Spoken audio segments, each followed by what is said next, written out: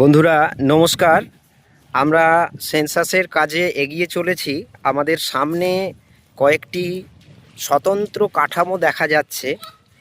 তো সেই কাঠামোগুলোকে আমরা একটু অনুসন্ধান করব। সেখানে কতগুলো বাড়ি আছে, কতগুলো সেন্সাস হাউস হবে এবং কতগুলো হাউস হোল্ড হবে। পরিস্থিতিটা একটু দেখে নিন যে চারিদিকে চাষের জমি এবং এর মাঝখান দিয়ে কিন্তু বাড়ির অবস্থান রয়েছে।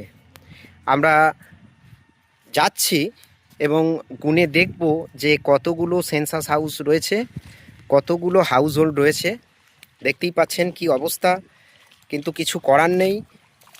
সেন্সাস এনুমেরেটর যারা আছে তাদের কিন্তু যেতেই হবে এই পথ অতিক্রম করে। খুব দুর্গম অবস্থা, এটাকে অতিক্রম করে যাচ্ছি এবং গিয়ে দেখছি যে কতগুলো হাউসহোল্ড এবং সেন্সাস হাউস আমরা পাচ্ছি বা বিল্ডিং কতগুলো পাচ্ছি। চলে এলাম প্রায় কাছাকাছি।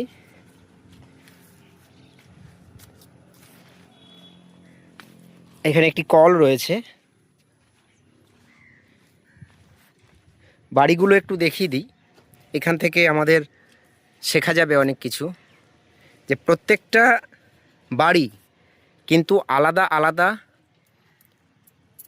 স্বতন্ত্র কাঠামো বা আলাদা আলাদা কাঠামোর মধ্যে রয়েছে। এই চলে এলাম ফ্রন্টে, অবস্থা খুবই খারাপ। এটি একটি বাড়ি। সেন্সাসের পরিভাষায় কাঁচা বাড়ি এবং পাকা বাড়ির যে তফাৎ সেটা রয়েছে। আমি একটু এই টিনটাকে দেখাচ্ছি। সেন্সাসের পরিভাষায় যেটা বলা হয়েছিল যে ওয়েদার সাস্টেনেবল, যদি কোনো ধাতব জিনিস দিয়ে সেই বাড়ির বেড়া তৈরি হয় তাহলে সেটা কিন্তু পাকা বাড়ি হিসাবে কাউন্টিংয়ে আসবে। এটা দেখা যেতে পারে। এটা সব থেকে বড় একটি উদাহরণ যে টিন দিয়ে মানে দেওয়াল এবং অ্যাসবেস্টার দিয়ে তার ছাদ। এটি একটি বাড়ি। নেক্সট হচ্ছে আরেকটি বাড়ির দিকে যাচ্ছি।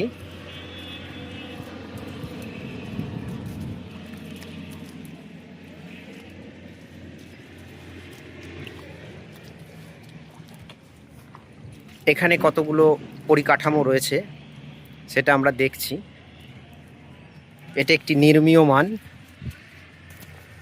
এবং তার মধ্যে এখানে একটি ঘর রয়েছে। এখান দিয়ে আরেকটি ঘর আছে দেখা যাচ্ছে ওই পাশে। ওই যে আমরা যাব, একটা একটা করে কাউন্ট করতে করতে যাব। যে জায়গাতে আমরা শেষ করেছিলাম সেই জায়গা থেকে আবার শুরু করব। যেহেতু কাজটা করছিলাম, বিল্ডিং নাম্বার লিখছিলাম, সেন্সাস হাউস কাউন্ট করছিলাম, সেই হেতু ভিডিওটা একটু পজ হলো। এইবার এখান থেকে আমি করি।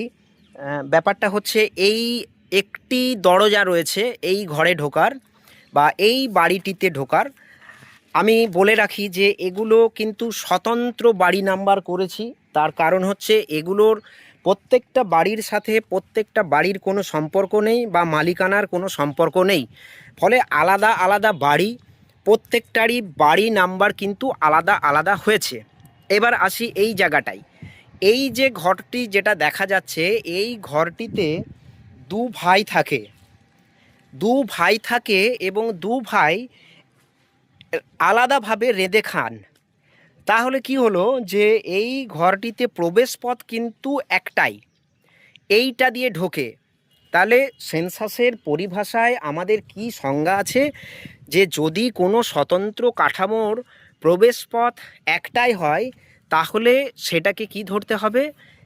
সেটাকে একটি গৃহ হিসাবেই চিহ্নিত করতে হবে। অর্থাৎ এখানে দু ভাই থাকে, দু ভাই আলাদাভাবে রেঁধে খায় একটি পরিকাঠামোর মধ্যে।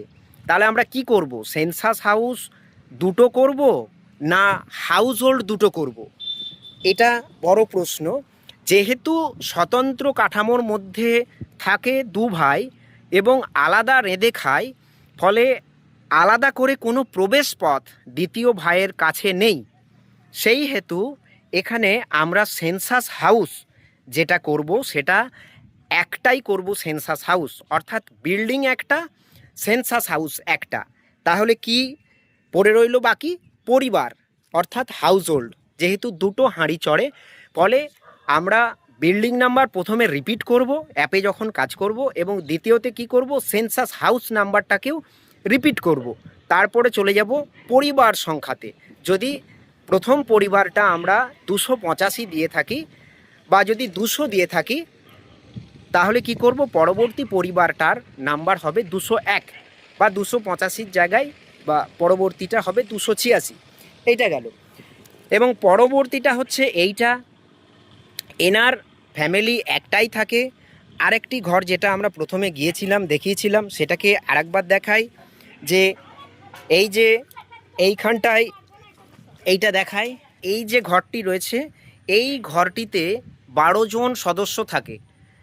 এই 12 জন সদস্য থাকে এই ঘরটিতে, কিন্তু ওদের হাঁড়ি একটাই, ফলে এটা কিন্তু একটাই সেন্সাস গৃহ হবে এবং একটাই বিল্ডিং নাম্বার হবে এবং একটাই পরিবার হবে। আমরা এখান দিয়ে বেরিয়ে যাচ্ছি, আবার দেখছি আমরা নাম্বারিংয়ের ক্ষেত্রে দেখব এইটা অপর একটি বাড়ি, যেহেতু এর সাথে কোনো সম্পর্ক নেই, এটি একটি স্বতন্ত্র কাঠামো, ফলে আমরা এটাকে আলাদা বাড়ি হিসাবেই নির্বাচন করব।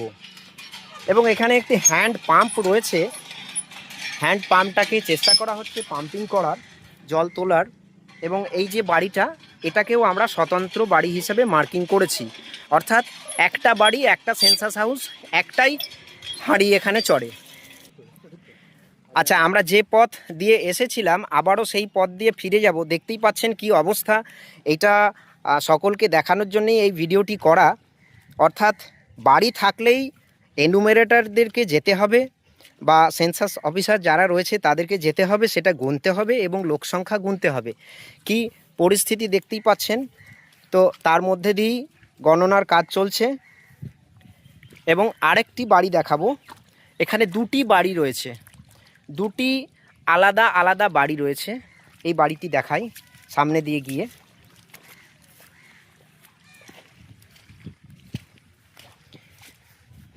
এই দুটি বাড়ির বর্ণনাটিও দিচ্ছি।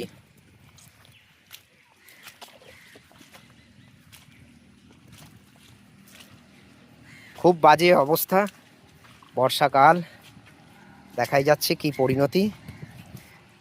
এইখানে আমরা চলে এসেছি অপর দুটি বাড়িতে। এখানে দেখুন, এখানে একটি বাড়ি রয়েছে যার স্বতন্ত্র কাঠামো রয়েছে, কারোর সাথে এই দেওয়ালের সাথে এই দেওয়ালের কোনো সম্পর্ক নেই। এই যে ঘরটি রয়েছে, এই ঘরটিতে মা থাকেন একা এবং একা রেঁধে খান। মা থাকেন একা এবং একা রেঁধে খান।